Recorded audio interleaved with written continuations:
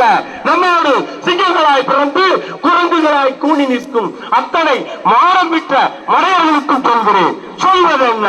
காரி உமிழ்கிறேன்.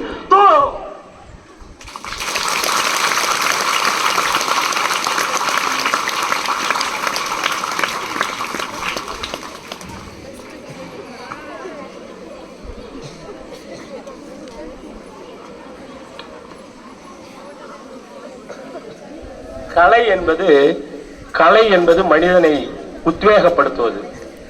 நான் இன்னைக்கெல்லாம் இருந்துகிட்டு இருக்கிறனாக்க ஒரு கலைஞன் என்பதுதான் எனக்கு பெருமை. ஒரு நடிகன், ஒரு இயக்குனர், பலரை நடிக்க வைப்பவன், பலரை பேச வைப்பவன் என்கின்ற வகையிலே தான் எனக்கு தெம்பே. அதனால 1969 நடந்தது. இது எத்தனை வருஷம் கணக்கு போட்டுக்குங்க. 1969 நான் 3ஆம் வகுப்பு படிக்கிறேன். 6ஆம் வகுப்பு படிக்கிறேன். 72 1972 நானு 6ஆம் வகுப்பு படிக்கும்போது. சரிம்மா, ஏன் சொல்றேன்னா, இந்த மாதிரி நிகழ்வுகள் எல்லாம் கொடுத்தது எதுனா திரைப்படம். இன்றைக்கு இது மாதிரி நல்ல விஷயங்களை சொல்றாங்களான்னா சொல்ல மாட்டேங்கிறாங்க. நான் இதை ஏன் உங்ககிட்ட சொல்றேன் தெரியுமா? நீங்க ஏமாந்துடாதீங்க. இன்றைக்கு நாங்க படிக்கின்ற போது ஒரு திரைப்படத்தினுடைய சுவரொட்டியை பார்ப்பதற்கு 1 கிலோமீட்டர் போகணும். திரைப்படத்தினுடைய சுவரொட்டியை பார்ப்பதற்கு 1 கிலோமீட்டர் போகணும். என்ன படம் சினிமா கொட்டாயில ஓடுதுன்னு, வாழப்பாடியில ராஜா தியேட்டர்னு ஒரு தியேட்டர், அந்த தியேட்டர்ல 25 பைசா டிக்கெட். ஆனா அந்த கொட்டாயில என்ன படம் ஓடுதுன்னு தெரிஞ்சுக்க 1 கிலோமீட்டர் போகணும் வீட்டுல இருந்து. ஆனா இன்றைக்கு உங்க வீட்டுக்குள்ளாரியே உலகத்திற்கு அத்தனை சினிமா, இந்த அரக்கன் உங்க கைக்கே வந்துட்டாங்க. என்னங்க ஐயா, இப்பதான் நீங்க அதை பார்த்துதான் பாட்டு பாடுனீங்க, அப்புறம் அதை அரக்கன்னு சொல்றீங்க. இது நம்ம கட்டுப்பாட்டுல வச்சிருக்கிற வரைக்கும், நாம தெரியாது. இது நமக்கு உதவி செய்யறது. அதிக கட்டுப்பாட்டுக்குள்ள நாம போயிட்டோம்னா அது நம்ம கட்டுப்படுத்திடும், நாம அரக்கனாயிடும், நம்மளுடைய வாழ்க்கையே வீணா போயிடும். இதை போல ஒரு சிறந்த ஆயுதம் வேற இல்ல. இது 2 பக்கமும் தீட்டின கத்தி கூட 2 பக்கம் தான் தீட்ட முடியும். இது எல்லா பக்கமும் தீட்டின கத்தி. இதை நீங்க கவனமா பயன்படுத்தினா உங்களுக்கு பயன்படும். இது இப்ப கையில் இருந்தாக்க ஒரு 10,000 நூல்கள் அடங்கிய ஒரு நூலகம் கையில் இருப்பது போல் இந்த உலகமே நம்ம கையில் இருக்கிற மாதிரி. ஆனா அதனுடைய மாயைக்கு நாம போய் இப்படி இருந்தோம்னா அப்புறம் தூங்கும் போது கூட கையை இப்படி இருக்கும். அப்படி ஆயிடுவோம்.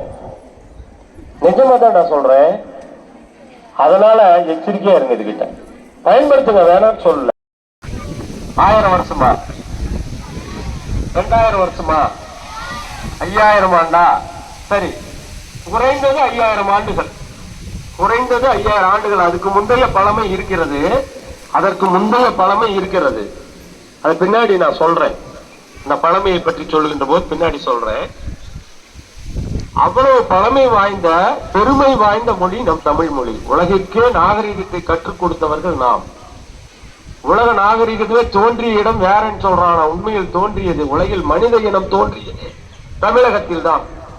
இந்த தமிழகம் அன்றைய லெமூரியா கண்டத்தினுடைய மைய பகுதியாக இருந்தது.